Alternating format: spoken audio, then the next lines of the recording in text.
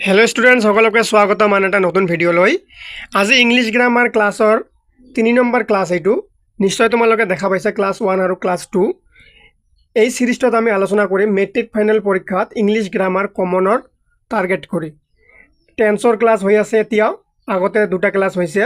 টেন্সৰ আমি কি পঢ়িম ৰুলছৰ লগত কিছুমান এক্সাম্পল কিন্তু আজিৰ ক্লাসটো অলপ বেলেগ হ'ব আজিৰ ক্লাসটোত কি হ'ব প্ৰিভিয়াস ইয়াৰ কোশ্চেন অৰ্থাৎ আগতে হৈ যোৱা কিছুমান প্ৰশ্ন এই প্ৰশ্নবোৰ কি নিয়মত হৈছে আমি নিয়মটো পঢ়িম অৰ্থাৎ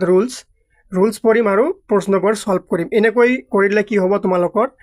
যিবোৰ ৰুলছ বা নিয়ম বাৰে বাৰে পৰীক্ষাত ৰিপিট হয় এইবোৰ নিয়মৰ পৰাই টেন্স ভয়েস চেঞ্জ নেৰেশন আহিয়ে থাকে সো সেই নিয়মবোৰ আমি ইয়াত আজি শিকিম কিন্তু তোমালোকে ক্লাস 1 আৰু ক্লাস 2 যদি দেখা নাই তোমালোকে ডেসক্ৰিপচনত লিংক দিয়া থাকিব ক্লাস 1 আৰু 2 তাৰ পৰা তোমালোকে দেখি লবা নাইবা তোমালোকে ৰায়মনা ক্লাसेस এটা হোৱাটসঅ্যাপ চেনেল আছে এইটো তোমালোকে ফলো কৰিবা হোৱাটসঅ্যাপত সাৰ্চ কৰিলেও আহিব নাইবা তোমালোকে ভিডিওৰ ডেসক্ৰিপচনত লিংক দিয়া থাকিব এই হোৱাটসঅ্যাপ চেনেলটো ফলো কৰিলে কি হ'ব তোমালোকে ডেইলি ক্লাছৰ নোটস পাবা ডেইলি ক্লাছৰ লিংক পাবা সময়ত আৰু তোমালোকৰ পৰীক্ষাৰ বিষয়ে যিকোনো এক্সট্ৰা ইনফৰমেশন বা খবৰ এই হোৱাটসঅ্যাপ গ্ৰুপত তোমালোকক দিয়া হ'ব সো তোমালোকে এতিয়াই এই ৰায়মনা ক্লাसेस হোৱাটসঅ্যাপ চেনেলটো ফলো কৰি ৰাখা এতিয়া আমি পলম নকৰাকৈ টেন্স আৰম্ভ কৰিম ইয়াত তোমালোকে দেখা পাইছা প্ৰিভিয়াস ইয়াৰ কোশ্চেন এছএছএলসি 2013 অৰ্থাৎ 2013 ত টেন্সৰ পৰা কি আহিছিলে আৰু এই প্ৰশ্নবোৰ তোমালোকৰ পৰীক্ষাত অহা প্ৰশ্ন হয় কিন্তু এই নিয়মৰ পৰা প্ৰশ্ন প্ৰতিবাৰেই আহে আৰু এইবোৰ নিয়ম জানিলে তোমালোকৰ ভয়েস চেঞ্জ নেৰেশন গোটেইখিনি বস্তু কমপ্লিট হৈ যাব টেন্স হল ইংলিশ গ্ৰামাৰৰ মূল মন্ত্ৰ টেন্স ভাল কৰি পালে তোমালোকে বাকি গোটেইখিনি বস্তু পাই যাবা সেই কাৰণে মই তোমালোকক টেন্সটো অলপ ভালকে কৰাই আছো পৰীক্ষাত কি আহে কেনেকুৱা ধৰণৰ বস্তু আহিব সেই হিচাপত কৰাৰ চেষ্টা কৰাই আছো আৰু এইবোৰ তোমালোকৰ পৰীক্ষাত 100% কমন হোৱাৰ সম্ভাৱনা আছে 2013 ত অহা প্ৰথম প্ৰশ্ন হল I wish I be a king ইয়াত ব্ৰেকেটত যি দিয়া আছে মানে ব্ৰেকেটত ভুল দিয়া আছে এইখিনি তোমালোকে ঠিক কৰিব লাগে এতিয়া আমি নিয়ম পঢ়িম নিয়ম অৰ্থাৎ ৰুলছ এইবোৰ হল টেন্সৰ ৰুলছ এইবোৰ গোল্ডেন ৰুলছ বুলি কোৱা হয় এইবোৰ অকল তোমালোকৰ মেট্ৰিক ফাইনেলত নহয় হায়াৰ সেকেন্ডাৰী ফাইনেল আৰু যিকোনো চাকৰিৰ এক্সামত গোটেই জীৱন তোমালোকক এইবোৰ গ্ৰামাৰৰ ৰুলছ লাগিয়ে থাকিব ঠিক আছে ইয়াত কি দিয়া আছে ৰুলছটো মনত ৰাখিবা তোমালোকে আই উইশ বা ইফ আই ওয়াৰ থকা বাক্যত কাল্পনিক অৱস্থা বুজাবলৈ সদায় ওয়াৰ ব্যৱহাৰ কৰা হয় যিকোনো কাল্পনিক যেনেকৈ I wish I be a king মানে কি বুজাব খুজিছে যে মোৰ ইচ্ছা মই যদি এজন ৰজা হ'ব পাৰিলো হয় এনেকুৱা যিকোনো কাল্পনিক বা মনৰ ইচ্ছা এনেকৈ বুজাবলৈ কি কৰা হয় ওয়াৰ ব্যৱহাৰ কৰা হয় যেনেকৈ ইয়াত দিয়া আছে I wish I were a king এই বি টু কাটি যাব ইয়াত কি হ'ব ওয়ার হ'ব যেনেকৈ I wish I were a king এইটো হৈছে answer I wish I were a king so এতিয়াৰ পৰা তোমালোকে কোনো সেন্টেন্সত টেন্সত যদি তোমালোকে দেখা পোৱা আই উইশ নাইবা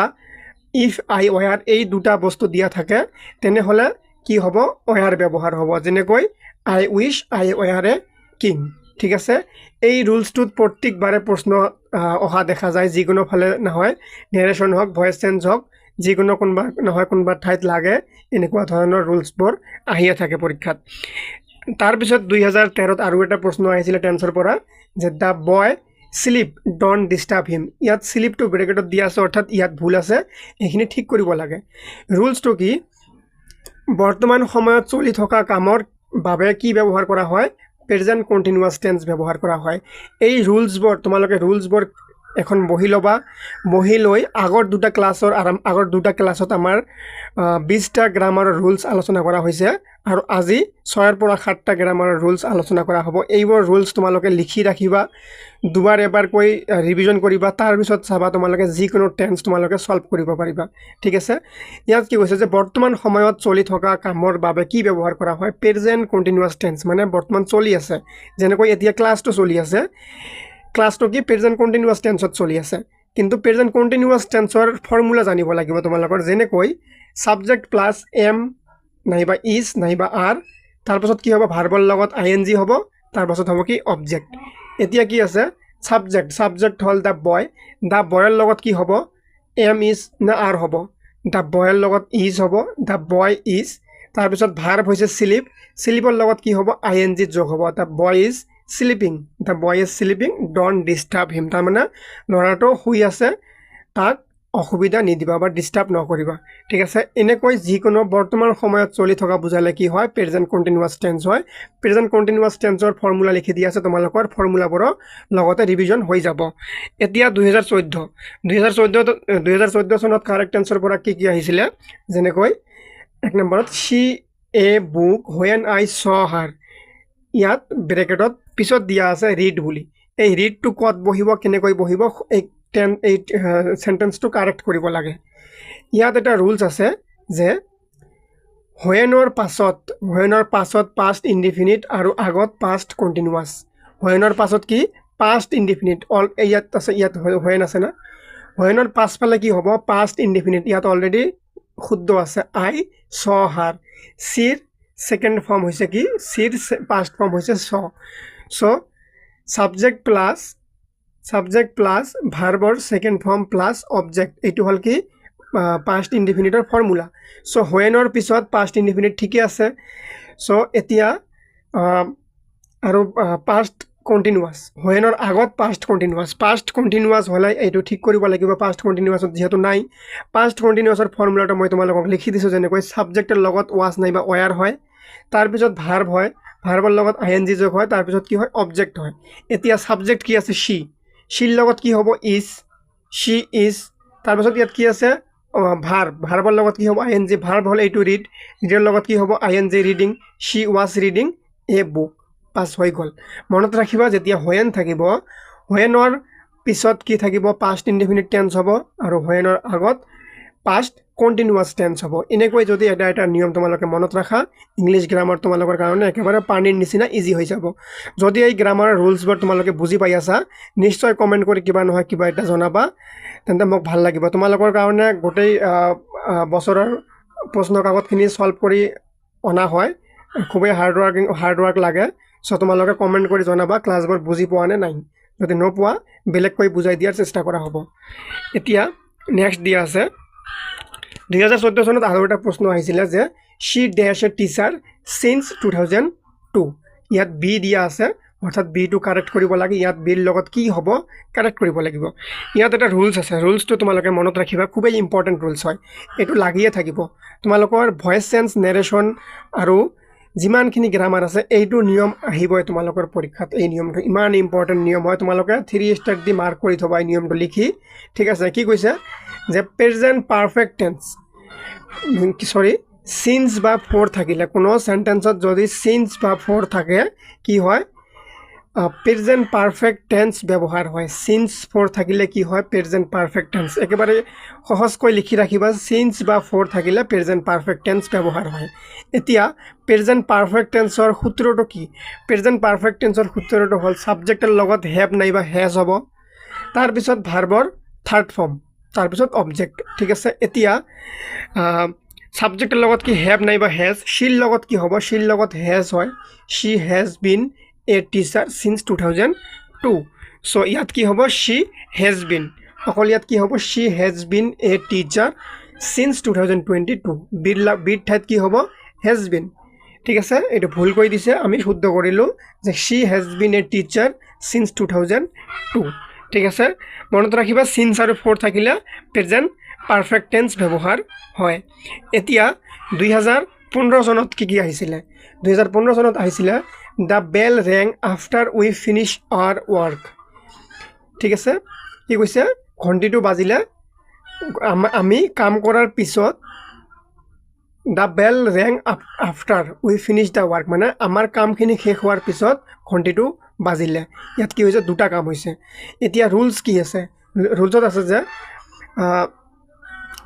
past perfect টেন্সৰ সূত্ৰ এইটো ঠিক আছে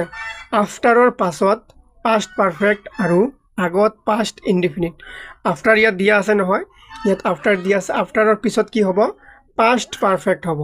ঠিক আছে past perfect আৰু আগত কি হ'ব past indefinite এইখিনি past indefinite অলৰেডি আছে ইয়াত কোনো ভুল নাই আফটাৰৰ আগত past indefinite লাগে এইখিনি past indefinite আছে এই যে বেলৰ সেকেন্ড ফর্ম ইয়াত আছে সরি এই যে ring to হল second form the bell ring অর্থাৎ বাজিছিলে ইয়াত past indefinite আছে কিন্তু আফটাৰৰ পিছত কি হয় past perfect tense past perfect টেন্সৰ ফৰ্মুলাটো হ'ল ছাবজেক্টৰ লগত হেড হ'ব, তাৰপিছত কি হ'ব ভাৰ্বৰ থাৰ্ড ফৰ্ম হ'ব। চ' ছাবজেক্টৰ লগত কি হ'ব হেড, আমি ছাবজেক্টৰ লগত হেড দিলোঁ। তাৰপিছত ফিনিছ আছে, ফিনিছৰ লগত কি হ'ব ed হ'ব, অৰ্থাৎ এইটো হ'ল ভাৰ্বৰ লগত কি হ'ব ভাৰ্বৰ থাৰ্ড ফৰ্ম। ফিনিছৰ পাষ্ট পাৰ্টিচিপল ফৰ্ম হৈছে finished. So' we had finished our work, অকল এইখিনি এড কৰিলে হৈ গ'ল। কিমান ইজি নহয়, নিয়মবোৰ একেবাৰে ইজিকৈ লিখি দিয়া হৈছে, তোমালোকে সুন্দৰকৈ লিখি ৰাখিবা। আফটাৰৰ পিছত পাষ্ট পাৰফেক্ট আৰু আফটাৰৰ আগত পাষ্ট ইনডিফিনিট বাছ, এইখিনিতে হৈ যাব। এতিয়া নেক্সট কি দিয়া আছে 2015 আৰু এটা প্ৰশ্ন আহিছিলে যে please ring me up as soon as he